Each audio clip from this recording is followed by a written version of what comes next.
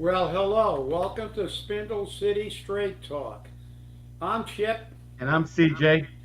and it is Friday in the Riv, and we just got so many things to talk about, CJ. But I guess we should at least cover the police issue there with the SWAT team, and Yeah. we had some issues there. I'm going to put on my reading glasses here, and Well, before you go there, I just want to say we may be having a problem with some Facebook feeds. Facebook's having a problem. They're currently investigating it. So if they people aren't able to watch us on Facebook, they can always watch us on YouTube, and I will upload the show if necessary because Facebook doesn't carry it. But from what I'm seeing by comments already, we have a Facebook feed, so I'm happy about that. good. Yeah. Well, I'm gonna read a couple things that we got. I'm sure you got them too, from Fall River Reporter, and I have to recommend them. They're right on the ball.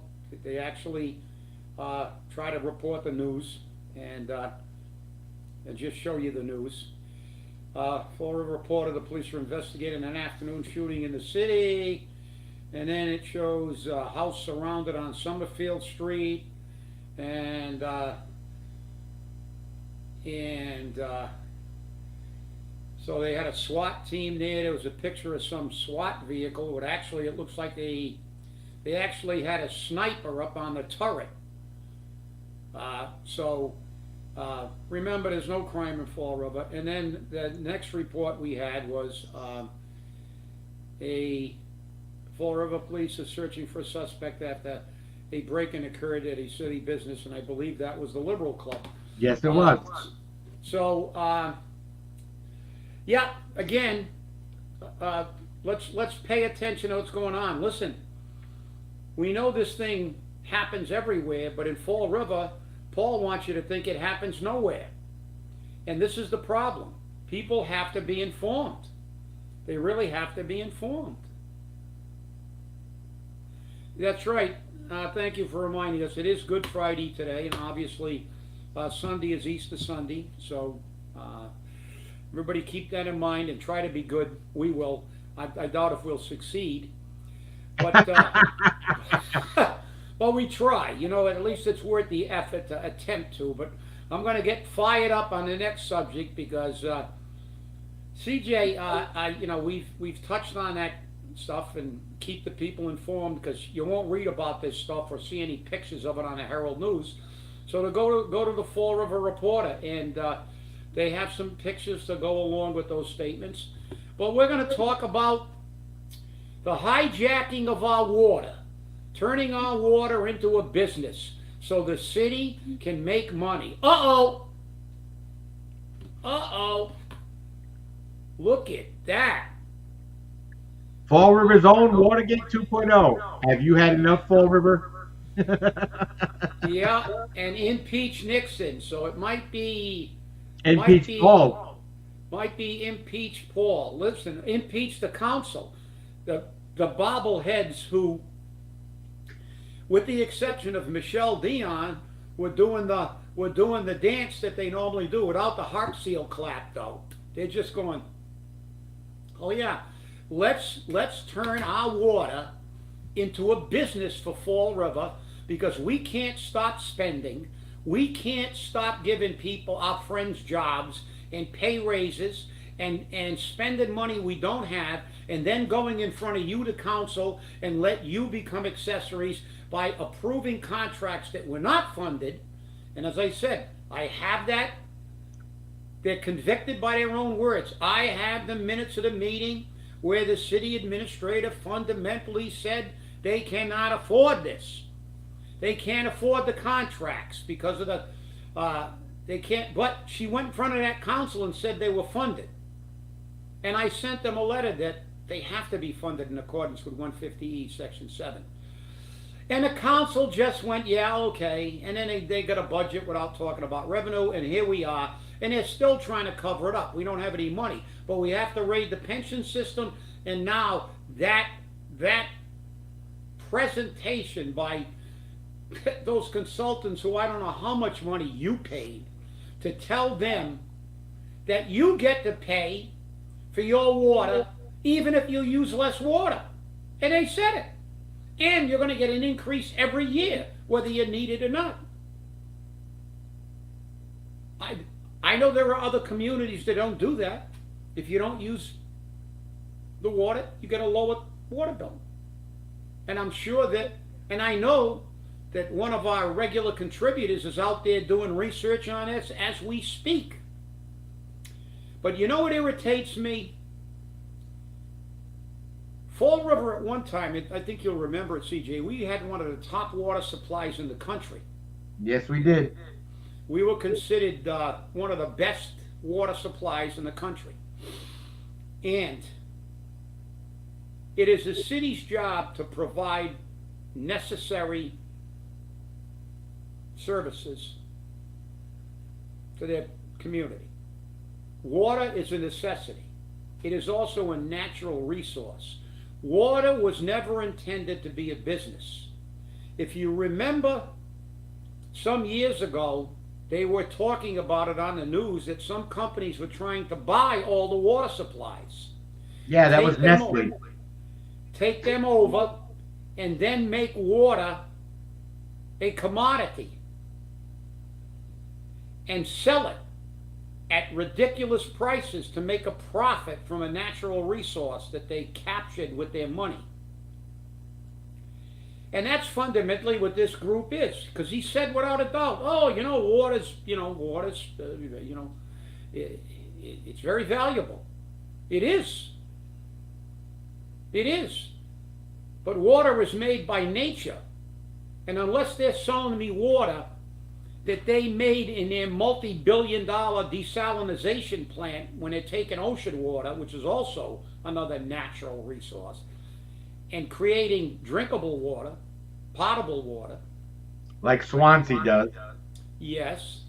And then you can say, well, you can charge me a little bit more. But when I see people in front of our city council, whose job it is to provide us those services and also try to keep some kind of idea in their head that we have to pay all these taxes and sit there and smile and be so happy because this company is recommending that we turn our water supply and the water we drink into a business for the city of Fall River, where it's not about the delivery of water, it's not about the usage of water, it's about how much money they can make on water so they can pay the bills that they never stop making.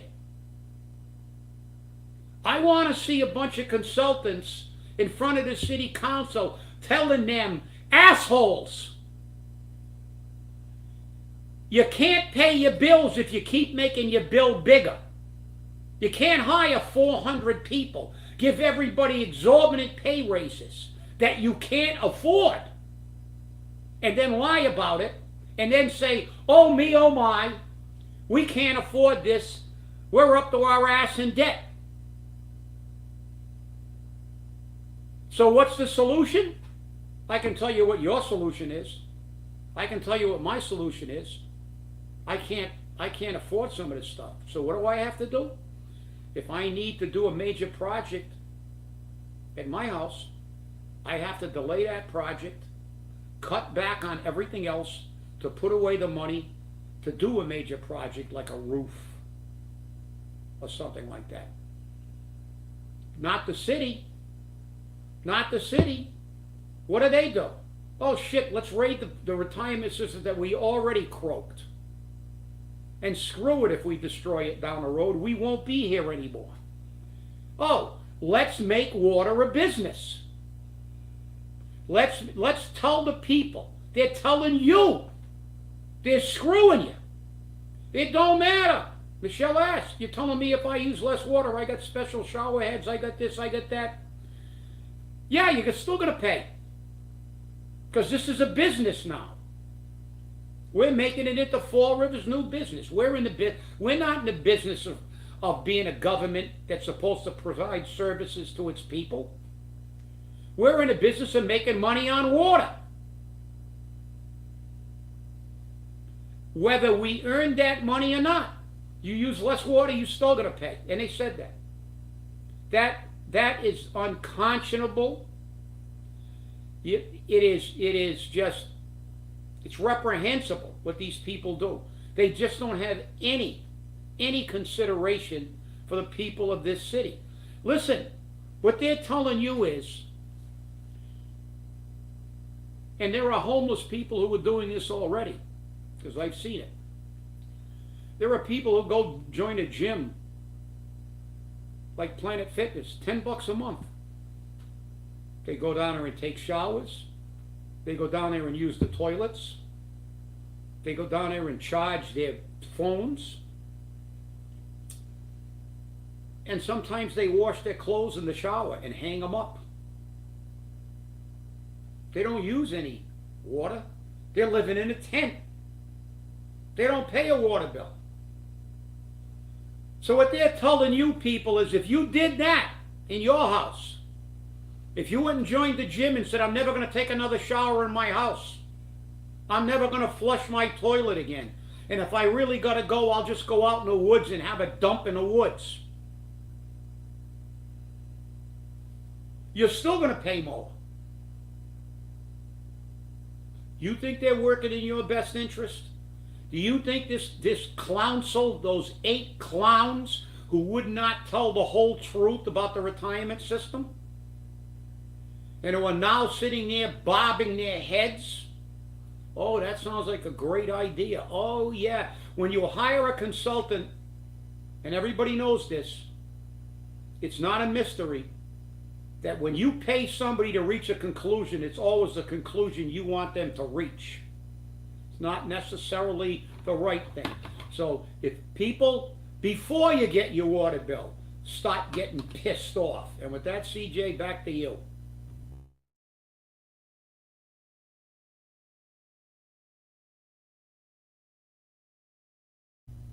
You're muted, CJ. CJ, you're muted. You've done that at times too. I know. Always.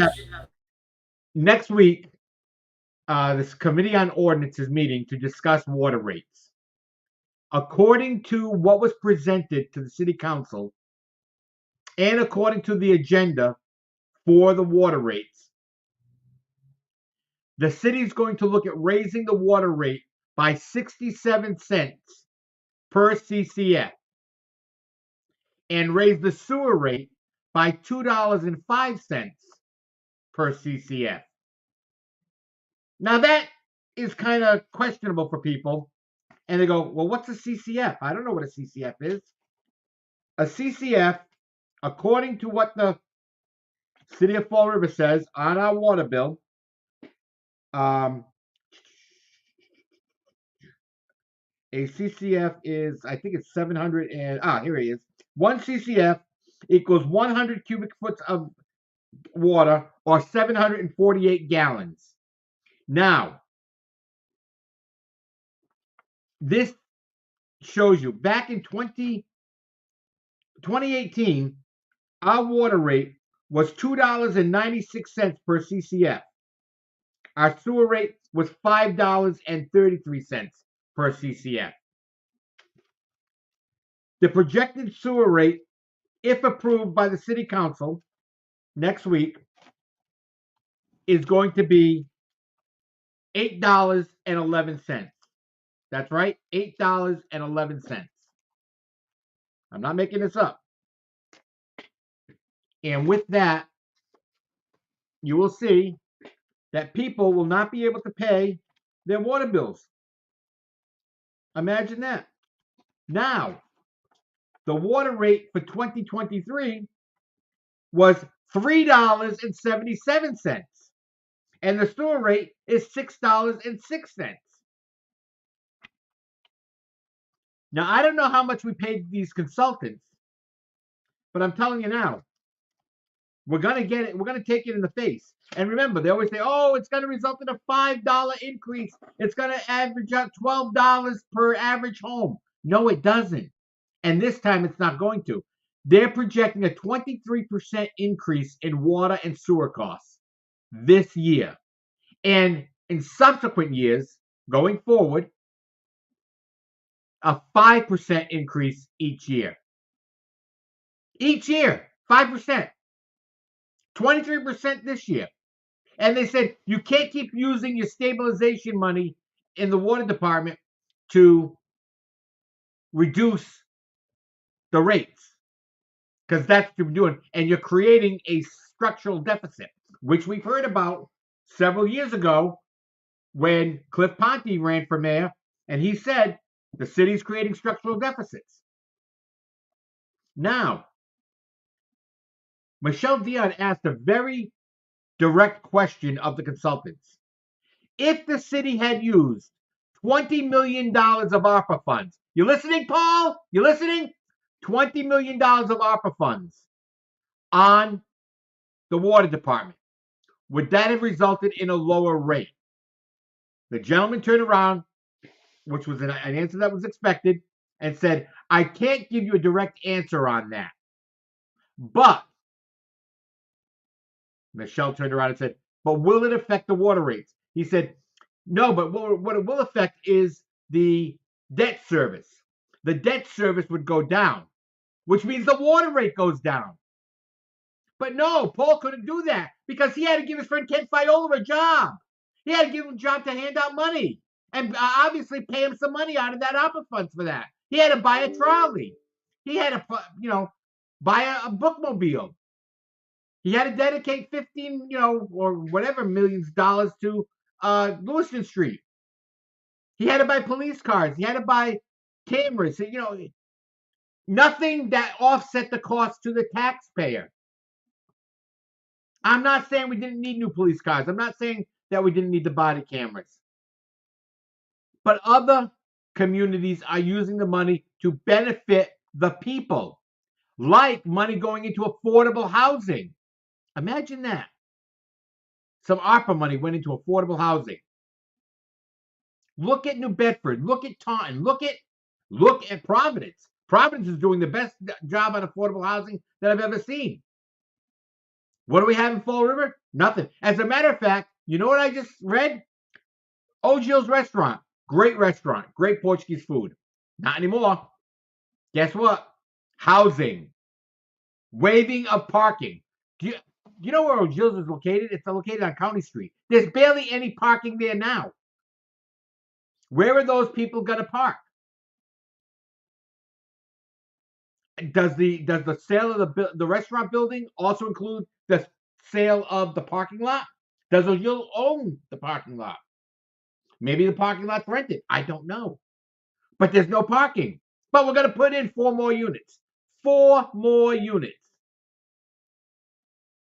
After all, this is the Flint. We're going to improve the Flint. We're going to gentrify it. We have to do that.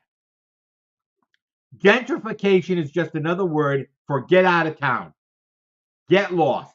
We don't want you here. Go away. South Boston did it. And believe me, it was effective. It cleaned up South Boston. They didn't get rid of the Irish, though. They're not going to be moved. But this is what happens, especially when you don't pay attention. And this is what makes it happen, because you don't pay attention. We have this discussion every year about water rates. And Linda comes out and says, I can't vote for this because the rate's too high. I think what's going to happen is this year she will vote for it. And that's sad. I don't think you're going to see a water rate increase of 6 cents per CCF. And every time they've said, oh, $15, my bill's gone up $100, $200. I'm paying $500 plus a quarter for water on a 3-decker. I mean, you tell me. Can you afford it? And remember, he wants a Prop 2.5 override. Are you going to be able to afford your taxes and your water bill and your sewer bill? Insurance rates are going up. Are you going to be able to afford your home insurance? Your car insurance? Your health insurance? They're all going up. But nobody considers that. I consider it. Because when I talk to my bank about my mortgage, this is what happens. And you're right, Michelle. Why did we need a fancy building for the water department? They love to spend our money. That's right, they do. And here's the worst part about it. That building was created, and when it was created, they should have put the solar panels on it then. But in order to get that building built under a vote for the people, they did like they did at Durfee, like they did at the school department does all the time. They keep it under $5 million. This and they break it up into little bits and pieces. This way, the voters don't have a say. You don't have a say. We do what we want, and screw you. And that's the way that works. This is Fall River, and we don't want you here. Go away. And they love to spend our money. Listen, the water department structural deficits are caused by governmental incompetence. They have no impetus to be conservative with their money, to actually make sure you can do the things that you say, because they're too busy giving people jobs. Why do we need a guy that used to run a water department there as a consultant, making money? Why does our financial team need a consultant and a new financial analyst and all kinds of people? Teresa Hattie used to do that all by herself. And this person is supposed to have a financial background. I mean, we had Kathy Ann Viveras there, and she didn't need that as much help. It was her and Mary Sahadi. And Kathy Ann Viveras was a mall manager before she became city administrator. She wasn't a financial wizard. They just love to spend your money and then keep taxing you. In private industry, if the water department was a private entity, they'd be out of business. But they never go out of business because they just keep taxing us. They don't care how inefficient and ineffective they are. And neither does the city council. Just like with the retirement, they were prepped. They didn't want to talk about anything but that one little piece, even though they have a fiduciary obligation to look deeper. But let me tell you something. This is not new. The Candace Fire Station on Plymouth Avenue, I was on a job when they built that station, and everybody from that station had to go down and live at the Globe and be housed at the Globe station, and it was very cramped quarters because you had all the units from there and the units from the Globe station. And when they built that building had a whole bunch of specs, and it was supposed to come in under budget, and one of the things it was going to be was climate control. In other words, the building, basically you can't open the windows because the building is climate controlled. And seemed like a good idea. The thing can be controlled for the winter and the spring and the winter and the summer and stuff. But guess what? Like they always do, they screwed that whole project up. They were running so far over budget that half of the stuff didn't get done, and one of them was the climate control. So the city of Fall River ended up with a building that was designed to have climate control with no climate control. So you know what the result of that was? They were thinking about closing the Candace station, which is basically the newest station we have, except Flint might be a little newer. Because the heating bills were so bad in the winter. You know why? The apparatus is on the main deck. And when it's cold, it's like super cold down there. And that cold goes up to the second floor where the offices are, the dorms are, where the firefighters have their living quarters, their kitchen, etc., etc. So you had to turn the thermostat up to make the main deck about 80 or 90 degrees to make it livable on the second floor. There you go. Government inefficiency again. And who pays for it? We do. They complain about heating bills, they complain about everything, but they don't do a damn thing about it. What they do is figure out a way to make you pay more money. And when you're doing it with water, which is a necessity, you can't live without water. And you're telling people that you're going to make it into a business for this city because you can't control how your departments are being run. Why does everybody else's water department run okay? And I know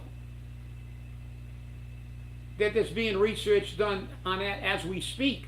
And I can guarantee you we're going to show you communities who have water departments that actually say if you use less water, you're going to pay less on your water bill. God, what an amazing concept that is. You use less. Yet our city is happy because somebody told them we don't give a shit if you use less water. You're still going to pay. Why? Because we can't control our spending and we need the money. So just shut up and pay your water bill. And remember something, what CJ just said.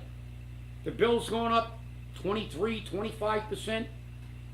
And then after that, it's going to go up like 5%. No, it's not 5%. There's a multiplier principle there. Because when you go up, what was that, 23 or 25? 23. 23. Well, let's round it up so everybody can do easy math. Easy math. Let's say because of inflation, your water bill would go up 5% a year. By bringing it up, oh, what in the hell? Oh, wait a minute, what the hell is this now? We have an Amber Alert. Amber Alert. The alert has been issued for Massachusetts registration 3 SCX29, a red 2021 Toyota. The vehicle was stolen this morning before 9 a.m. In Chicopee. Inside this vehicle is a 3-year-old autistic child who was last seen wearing a green Easter shirt with a dinosaur and an egg. Possible suspect is 50 to 60 years old, male wearing black pants and black Crocs. So you people, no matter where you are, we don't know where they are. Chicopee's quite a ways away from here, but you never know. So be on the alert if you see a red Toyota Camry with mass registration 3SCX29. There is an Amber Alert out. So, but like I said, it's just inconceivable to me how these people can just totally disregard the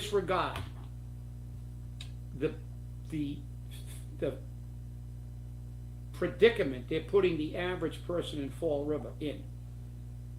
And like I said, there are communities that I know have not raised their water